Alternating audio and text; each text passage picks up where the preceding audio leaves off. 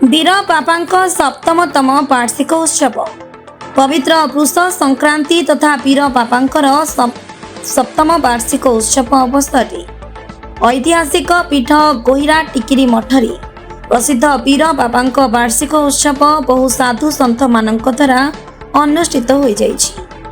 उपलक्षे संपूर्ण 6टी ग्रामर श्रद्धालु माने उपस्थित थिले।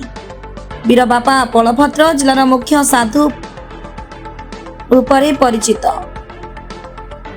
गोविंदा गड़िया ग्रामर जन्म ग्रहण करथिले, किंतु संसार ठारू दूरे रही गोहिरा टिकिरी मठर महंत होई दीर्घ 40 वर्ष मठरे पूजा पाठ करी साधु संतरे परिचित थिले। मो घर गोविंदा गड़िया मु आज को 30 वर्ष है मठ सहित संश्लिष्ट। आज वीर बाबांकर सप्तम वार्षिक साधु वार्षिक अच्छा ये सप्तम साधु वार्षिक मठ उत्सव मुखर विभिन्न कार्यक्रम चली आज्ञा वीर बाबांकर जन्म आविर्भाव एवं तीर्थधाम ए बाबत कौन कह विजयकर 1968 मसीह आविर्भाव हेले 2019 मसीह बाबा देहत्याग एठी करथिले। बाबा मठ केते वर्ष काल दायित्व ग्रहण करथिले? बाबा दीर्घ 40 वर्ष काल मठर दायित्व ग्रहण करछन्ति। दायित्व ग्रहण करिया सहित बाबा समस्तकर सहयोग रे एठी चाळ छपर घर थिला से घर को पक्का घर परिणत करछन्ति, छात घर परिणत करछन्ति महापुरुष घर को। द्वितीय मंदिर करछन्ति जगन्नाथ मंदिर। तृतीय आपण तारिणी मंदिर रही। चतुर्थ आपणकर संतोषिया मंदिर ये बाबा तत्वाधान रही। बाबा तत्वाधान सबकिछि कार्यक्रम है। वीर बाबा समय बहुत डेभलप हो आज्ञा किंतु वीर बाबा विभिन्न समय विभिन्न कार्यक्रम भी मठर करते क्यों कार्यक्रम करते एठी आमर वर्षक 12 मास जमी 13 यात्रा हिंदू धर्म में एठी भी सही भाई बैशाख मास पणा संक्रांति पालन करा जाए। अक्ष तृतीय ये महायज्ञ अच्छी विश्वशांति महायज्ञ आज की 24 वर्ष है चलती। तृतीय आपणर ये महापुरुष मेला अच्छी हुए। आपणर स्नान पूर्णिमा में चंदन पूर्णिमा हुए, रक्षाबंधन हुए, जन्माष्टमी पालन करा जाए। सब बाबा समय चली तो सुचारू रूपे गोविंदा गड़िया ग्रामवासी ये मठ को निज तत्वाधान रखी सुचारू रूपे परिचालन कर बाबांकर जो ज्ञान अपरंपरा थिला से विभिन्न समय विभिन्न मठ बाबद तत्व प्रतिपादन कर दे जाइछन्ति। बाबा आम जानिया भितर कम शिक्षित है किंतु आध्यात्मिक आंदोलन एते प्रखर जहाँ को आम विभिन्न समय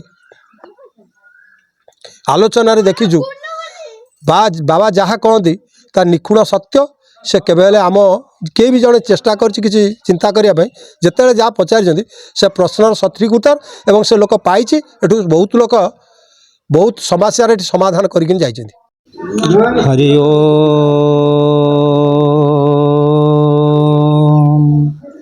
जगदानंद कंदाय प्रणतार्ते हराय च बलभद्र सुभद्राभ्यां जगन्नाथाय ते नमः जगन्नाथाय ते नमः। जय जगन्नाथ। मो गोहिरा टिकिरी मठर महंत बाबाजी जगदानंद दास महाराज। आज हूँ वीर बाबांकर साधुवार्षिक सप्तम साधुवार्षिक पालन करा मठरे किंतु यही अवसर में आप जेहेतु ये प्रभु जगन्नाथ विराजमान प्रभु विषय गोहिरा टिकिरी मठ मालिका वर्णित मठ जगन्नाथ बलभद्र सुभद्रा विद्यमान अछन्ते। माँ तारिणी ठाकुराणी विद्यमान अछन्ते। माँ संतोषी माँ विद्यमान अछन्ते। पाखरे महावीर मध्य पूजा पाउचन्ति बहुत दिन है। आ माँ समलेश्वरी ठाकुराणी अछन्ते। सीताराम महापुरुषंकर मध्य एटी स्थली मालिकारे ए स्थान कथा उल्लेख अच्छे। भक्त मानकर बहु कामना आशा नहीं कि आसी एठी कामना वासना परिपूर्ण हो बोली कथित अच्छे। गुप्त लीला यही आरंभ हम वीर बाबांकर ଯେଉଁ ସପ୍ତମ ଶ୍ରାଦ୍ଧବାର୍ଷିକୀ ଉତ୍ସବ ପାଳିତ ହେଲା। ଆଜି ପ୍ରାୟ 200ରୁ 300 ଲୋକ ଏଠି ସମାରୋହ ହେଇଥିଲେ। ସୁନ୍ଦର ଭାବରେ ଭଜନ କୀର୍ତ୍ତନ ହେଇଥିଲା। ତାଙ୍କର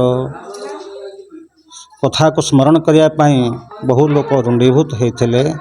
ସବୁ ସୁନ୍ଦର ଭାବରେ ବ୍ୟବସ୍ଥା ମଧ୍ୟ ହେଇଥିଲା। ପ୍ରଭୁଙ୍କ ବାବଦରେ ଦୀପକ ପ୍ରଭୁ ଏଠି ନିଶ୍ଚିତ ଭାବରେ ଭକ୍ତଙ୍କର ମନସ୍କାମନା ପୂର୍ଣ୍ଣ କରୁଛନ୍ତି। ଭକ୍ତମାନେ ଯିଏ ଯେଉଁଭଳି ଭାବରେ ଆସୁଛନ୍ତି, ଯେଉଁଭଳି ଭାବରେ ଦୁଃଖ ଜଣାଉଛନ୍ତି, ତାଙ୍କର ଦୁଃଖ ଦୂରୀଭୂତ ହେଉଛି। ସମସ୍ତ ପ୍ରକାର ରୋଗୀମାନେ ଆସୁଛନ୍ତି, ସମସ୍ତ ପ୍ରକାର କଥା ନେଇକି ଲୋକ ଆସୁଛନ୍ତି। ସେ ମହାପ୍ରଭୁ ଜଗନ୍ନାଥଙ୍କ କୃପାରୁ ଏ ସ୍ଥାନର ସମସ୍ତ ଅଭିଷ୍ଟ ପୂରଣ ହେଉଛି। ଭଦ୍ରକରୁ ଜିଲ୍ଲା ପ୍ରତିନିଧି ଉଦ୍ଧବ ଚରଣ ରାଉତଙ୍କ ରିପୋର୍ଟ, ସାଇ ସତ୍ୟ ନ୍ୟୁଜ।